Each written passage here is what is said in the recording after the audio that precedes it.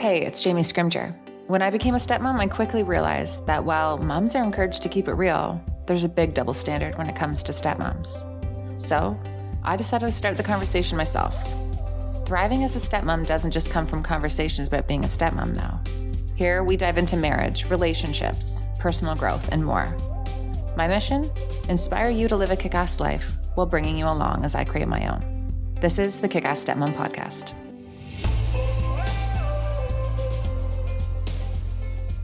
Hello. Welcome to the show. We got Darren here for a Q&A today. I was going to do this solo, but I think it's just so much more fun when I have you to help me just convey my ideas.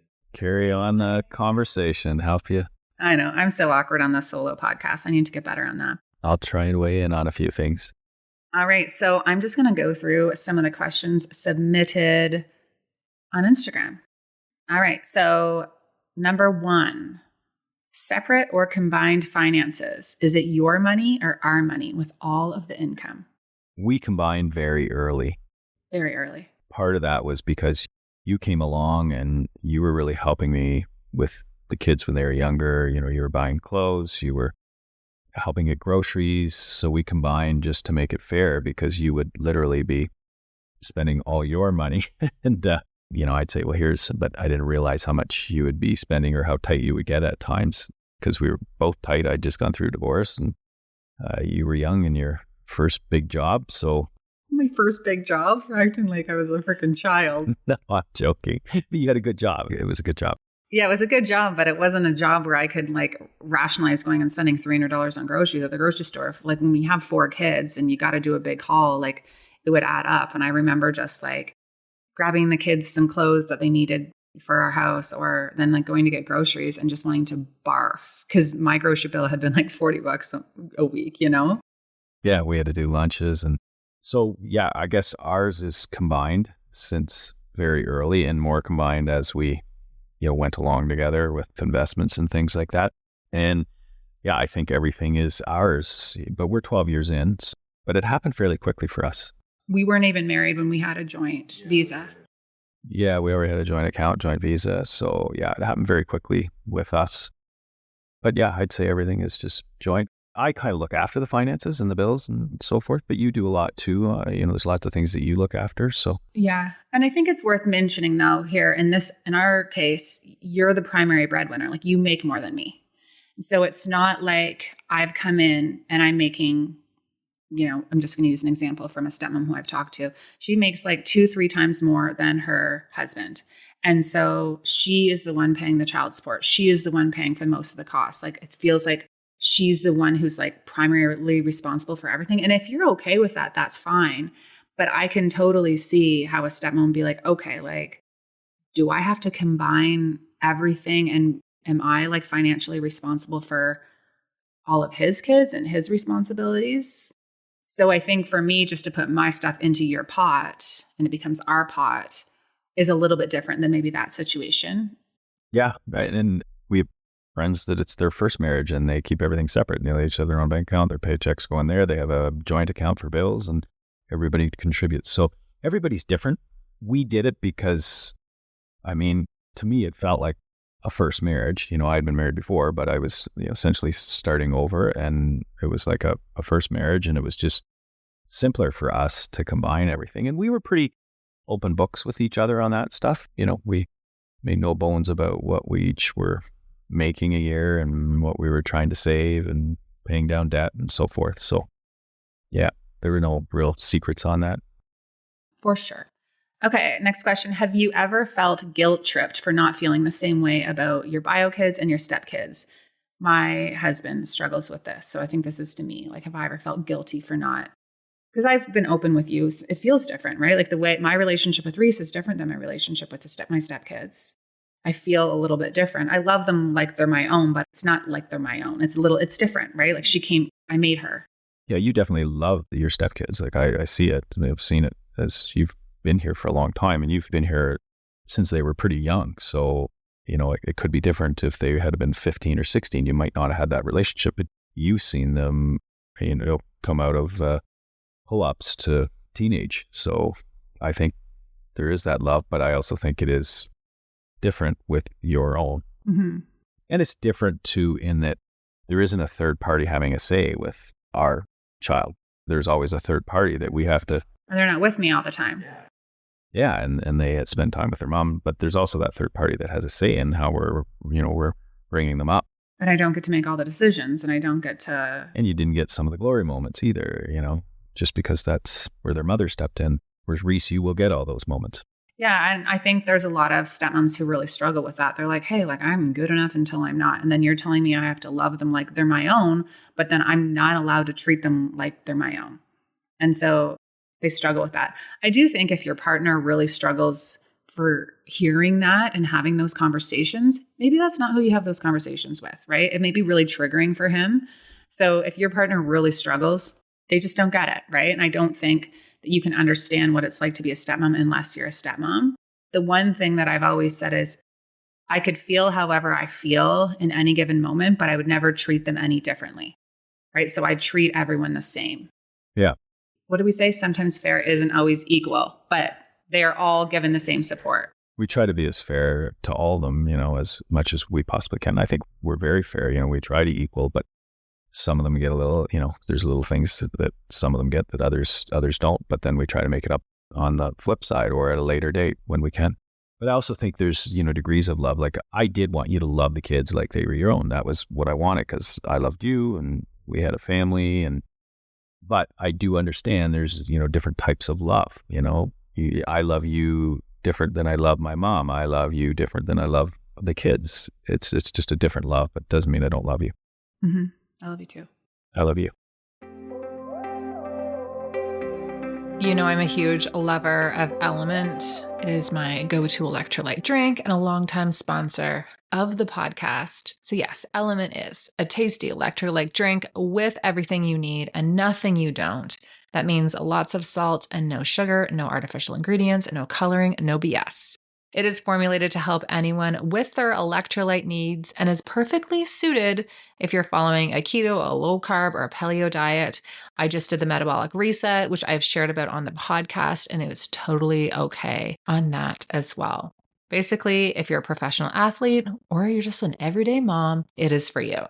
Element is a huge part of my day-to-day, whether it be rehydrating during workouts, when I'm traveling, after maybe a little too much wine, in my cocktails and my mocktails. Like I am always popping the Element salt into my drinks. 100 milligrams of sodium, 200 milligrams of potassium, 60 milligrams of magnesium. I have one every day. Seriously though, about the cocktails, throw in some lime Element salt with soda, tequila, lime, and mint. It is so delicious. So staying hydrated is a crucial and huge priority of mine. And proper hydration isn't just about drinking water. It means having adequate water and salt. And big news, Element just introduced Element Sparkling. So again, no sugar, there's no caffeine in this, all electrolytes. Element Sparkling delivers the same zero sugar electrolyte formulation that I have been telling you guys about, now in a bold 16-ounce can of sparkling water. I couldn't have got better news. This is so exciting. I am such a fan of Element.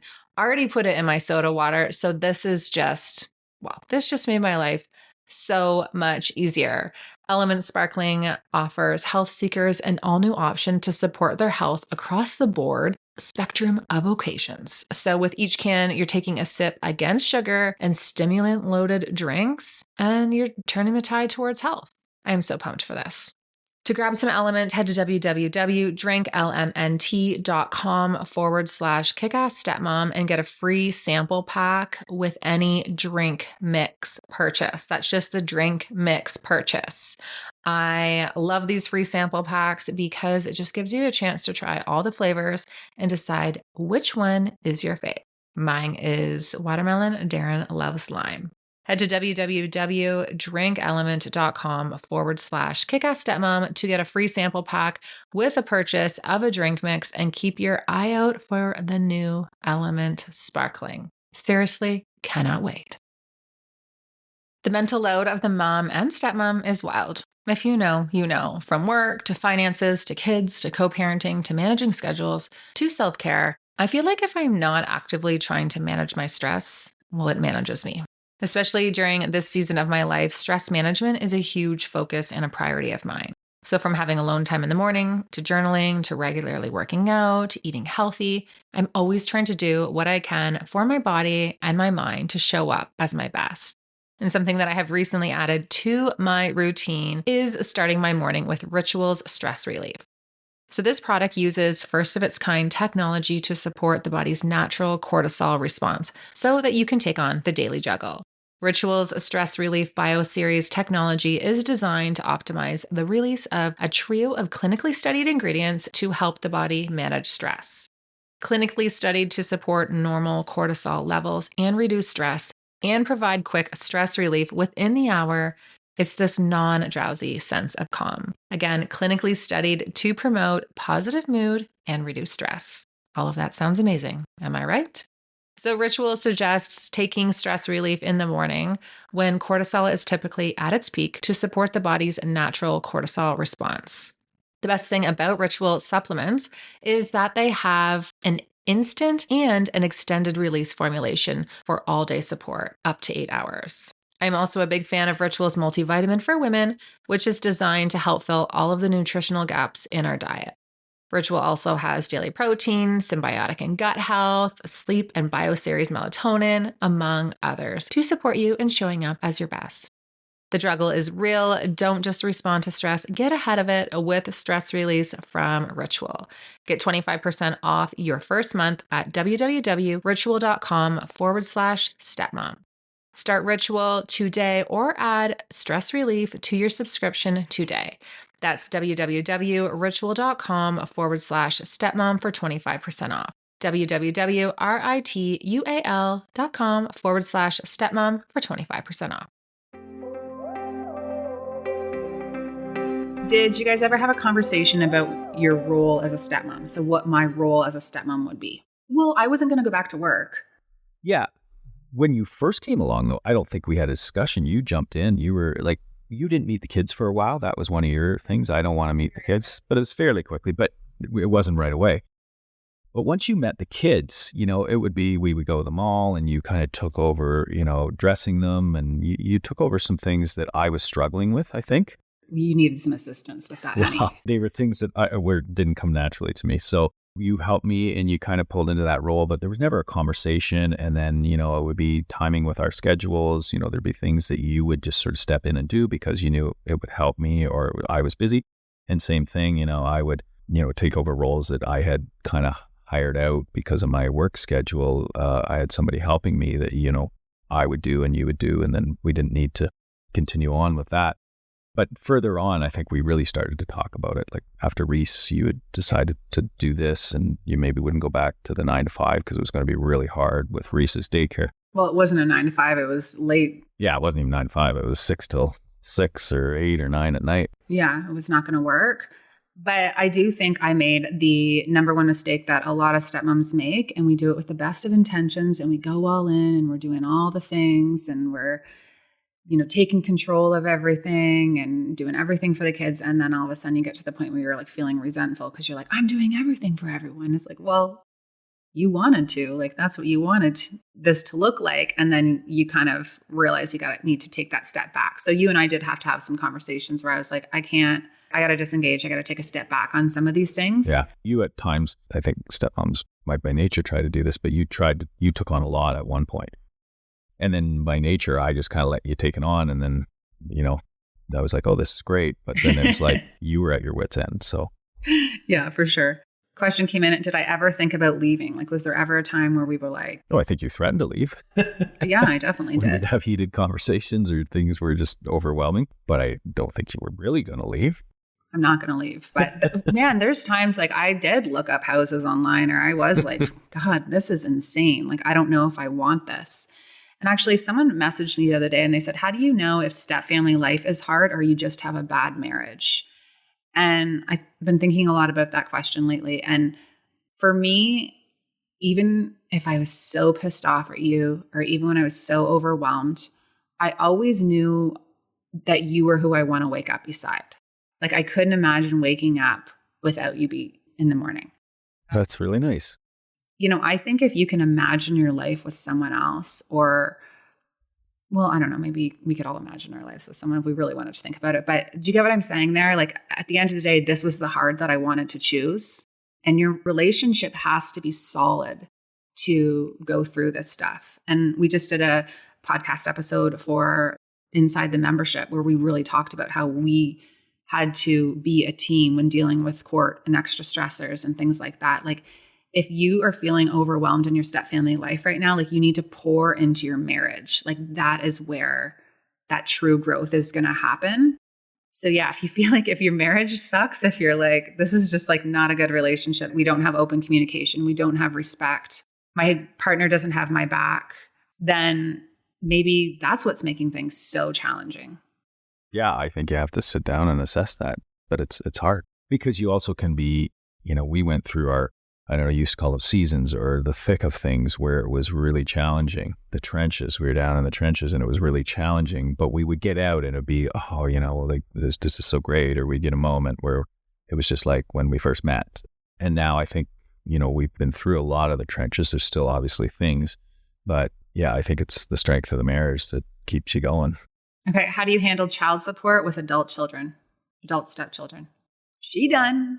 Well, yeah, in our situation, it was really written up in my agreement that how it would end when they became an adult. Guys, you got to make that real clear. If you have a very vague agreement about when child support ends and you're in a situation where that could be an issue, you go get that written up really clearly. Yeah, and mine fortunately basically said, here are the criteria, and there was a challenge on it, and we were able to just shut it down in a couple of ways, but it was unfortunate because it was really written out well, this is when it ends. And there wasn't supposed to be a gray area, but again, you can always be challenged on anything, and it's a pain. But yeah, basically ours was to end, on certain criteria. There is obviously post-secondary education, that there is continued payments for that, but not necessarily directly to their mother. Mm-hmm. So when the kids turn 18, or they're working full-time, or they're in post-secondary education, there's a bunch of other different situations. They're done high school. That's when child support ends. Yeah, they're done high school. I think even the situation, if they're not working, if they can't just decide to, be 18, finish school and not work, and I have to support them over, I think there's even ruling in that, they decide to go travel for a year. I'm not responsible to pay their mother for that. But we do financially support them in post-secondary and kind of getting started. Okay. How much you share with your family and friends about your stepmom struggles? I think that's for me. You know what? I used to talk about it all the time. My poor frickin' friends. I would want to go out and I would want to vent and just talk about what was going on. And you know what? Looking back, I know that I was just looking for validation and I was feeling so insecure. And I just wanted someone to tell me I was doing a great job and I was being a great stepmom and that I was right and all those things. I was looking for that validation and confidence because I really wasn't confident in what I was doing. As much as I can present as being confident, there are so many times when I'm feeling very insecure about things. So at the beginning, and I've said even up to 5 years ago, I talked about things a lot. And then I just decided to stop. And you know what? It was so much better, right? Because when you're constantly talking about what's going on and things that are stressing you out, you're constantly in that stress response and that's where your energy's going. And I love that quote. It's energy flows where energy goes or something like that. So the more I'm thinking about all the things that are pissing me off in my stepfamily life and all the things I feel are unfair, I'm going to see more things like that. So I just kind of started to accept things for what they were and focus on things that I can control. And trust me, there's times when I'd be out with a girlfriend and I'd be like, oh, I want to update her on this. And and then I was just no, stop. Is that how the best version of you shows up? And I would just stop it. And I think I'll weigh in here on this. Sometimes earlier on, it just becomes not like you're gossiping, but you're just complaining and all the bad things. But I do think it's good for you that you did have a support to, when we thought that she was doing us wrong, you had somebody to talk to about it and they would be like, yeah, that seems unfair. And obviously there's two sides to each story, but it is good to have some supports. And I always found that good because otherwise you and I would be talking about it all the time and we don't want to talk about it all the time. So it was good for you to have some supports, I think, at times where you could just vent for a bit. But yeah, you don't want to let it consume you. Yeah, you don't want it to consume every conversation. You don't want it to be your identity. And I think, again, there's a difference between it being a vent session and something that's like seeking support. Like there's two different things there, right? All right. Now that the kids are older, how much time do you guys spend on co-parenting stuff with the ex? We don't spend a lot. I mean, usually it's when there's a conflict and there needs to be some sort of resolution, not conflict between she and I, but a conflict with like one of the kids has done something or they've got to deal with something or there's a financial thing.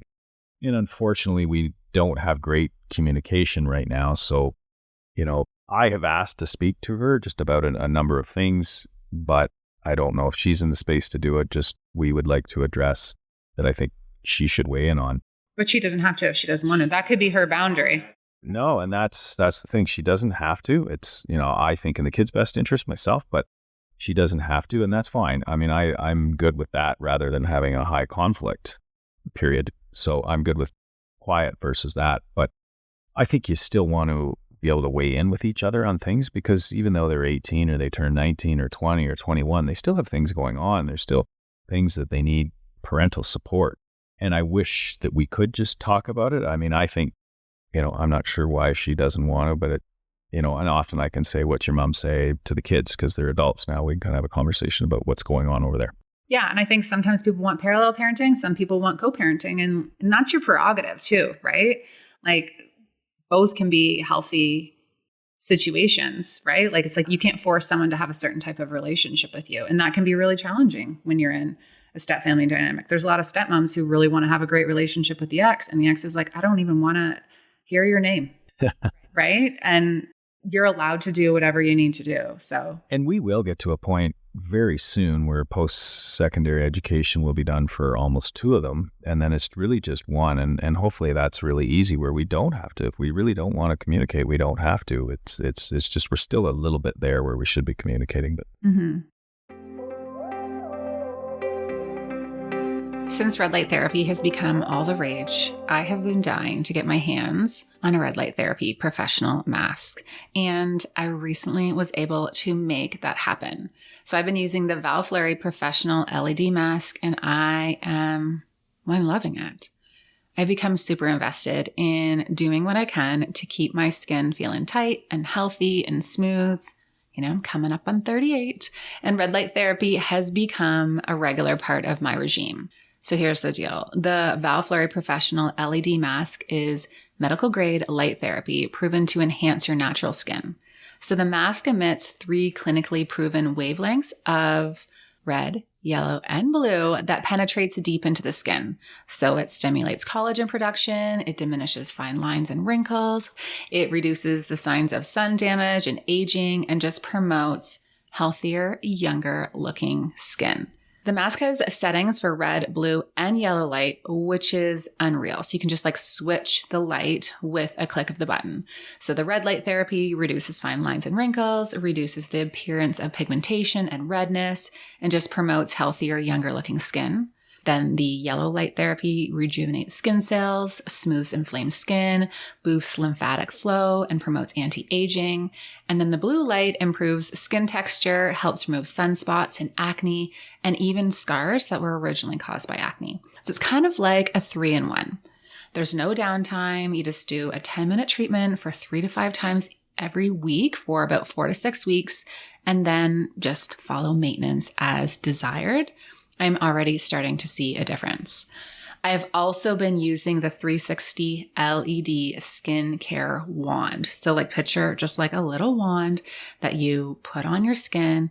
And this has actually been my favorite. So the skincare wand combines 4 science-backed skincare treatments in one. And it's this portable, rechargeable tool. So if you're traveling, you can just bring it. No big deal. Super easy. So it has red light therapy, a current, facial massage, and therapeutic warmth. So I've been putting it under my eyes and you can just kind of go back and forth on your problem areas in just 3 minutes. And this addresses fine lines, puffiness, blemishes, dark circles, dull skin, and maturing skin. So Val Fleury is giving listeners of the Kick-Ass Stepmom podcast a 20% off their order, which is huge. So if you go to www.valfleuryskin.com, that's www.valfleuryskin.com, and use the code Jamie20 at checkout, you can get 20%. I highly recommend adding the LED face mask and wand into your skincare regime. www.valfleuryskin.com and use the code Jamie20 at checkout for 20% off. Do you feel like things get easier now that the kids are older? Yes and no, like step parenting. Yeah, I think you have different challenges as they get older. I think day to day, it's less challenging because when they're younger, you're doing stuff and you're busy but I think the challenges that we can stumble upon can be big and challenging. Bigger people, bigger problems, bigger worries. Yeah, you've always got more worries and, they're trying to find themselves as adults. But, if they're living under your roof, it's still our roof, our rules, even though you are an adult. And sometimes that causes conflict and it's bigger conflict. But it's less frequent and you're less busy and you're doing less. Yeah. I think it's really interesting when you're like, and I know this is the case for a lot of stepmoms or parents who have adult kids living at home, because the adult kids are like, well, I'm an adult. Like I get to make my own decisions. Like, it's like, I know, but you also still live here, right? Like, so there is that you are an adult, but you're just not quite there, right? Like go pay for your own groceries, go pay for your own like bills and stuff. And then you're going to be a full-fledged independent adult. But just because you've turned 18 doesn't mean that you get to decide this is how everything is going to go in my life. So it's an interesting age. And I think especially because things are so much more expensive in society now, like it's not like an 18-year-old can just like leaves, right? Like back in the day when you were 18, 19, you would never stay at home. You would be out. Could go rent an apartment with friends. A lot of kids would start saving for you'd go away to school, but everything's so expensive now. They're with you or on the payroll, so to speak. Yeah, it's tricky. Okay, what else do we have here? This new stepmom, she's a young stepmom. She's like, I want to be a whole person, not just the new young stepmom. Any tips? Girl, I loved being the new young stepmom. I was insecure back then, but I wish I would have just owned it. I really wish I would have owned it. No, you feel insecure. You feel like people are judging you. You feel like you're questioning things. You feel like you're a stereotype, but it will get better in time. I think a lot of people embraced you when you came along as the new young stepmom. There were couples friends that didn't understand why we weren't coming around as much, but you wanted to forge your own way. You wanted to make your own friends. And not that you didn't want to be friends with them, but you didn't just want to slot into where my ex had been. And I think I've mentioned that in previous podcasts, but I think that was good. That was your confidence. You were going to forge your own way. You were going to do your thing if you didn't want to. You were confident to go to, sporting events, even though you felt terrified at times. I would change my outfit 7 times before we went. When you would go there, you would not know you weren't confident. And people are also curious too. So I found a lot of people wanted to, we kind of stuck to ourselves at some of the parent things because, I'd gone through a divorce and you were new and we just kind of stay off to the side. But I found eventually people were curious. They wanted to know about us. And we ended up, making some great friends through that. But I would just say, like you said, just own it. And, there will be people that might judge you a little bit, but over time, it really won't matter because anyone that judged you, are they a part of our life or do we worry about it anymore? We never did. I just write blog posts about them. Now, just show them how great you are, right? And if you have someone who judges you and makes you feel like crap, they're not your person. And that doesn't matter if you're a young new stepmom or not, right? You are who you are. And I think the other piece is when you're a stepmom, sometimes we get caught up trying to compare ourselves to the mom or try to be like a mom. You get to define what being a stepmom looks like for you. So maybe that's kind of like a cool aunt role. Maybe that's like a mentorship role. Maybe that is you are the mom in the home. Like it depends on how the kids pick up, how they adjust to you. And that's so true because, to our oldest, you're more like mom / aunt / friend / confidant. I've never got her in trouble. Never.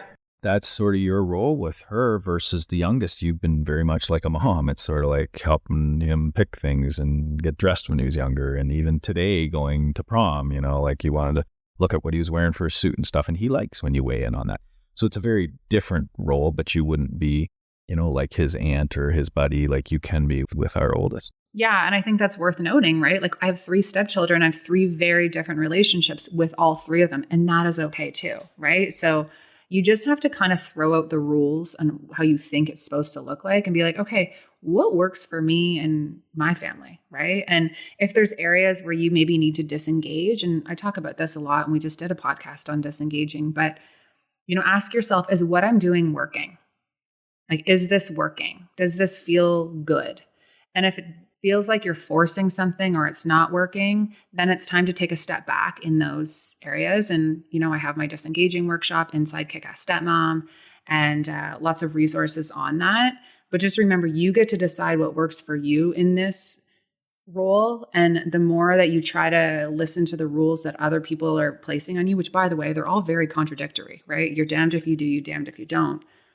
Just do what works best for you and your family. And that's my speech.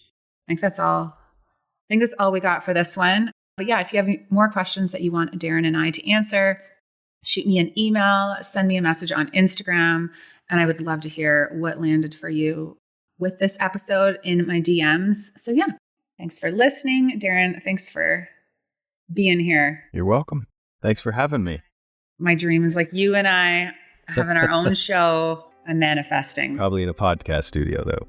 In a podcast studio. God, I need it. Not at the kitchen table. Yeah, in our pajamas. That's it for this one. Thank you so much for tuning in. And if this episode resonated with you, I'd be so grateful if you could share it with someone in your life who you think could benefit from it. And if you haven't already left a rating and a review on iTunes, it really is the best way to support the show.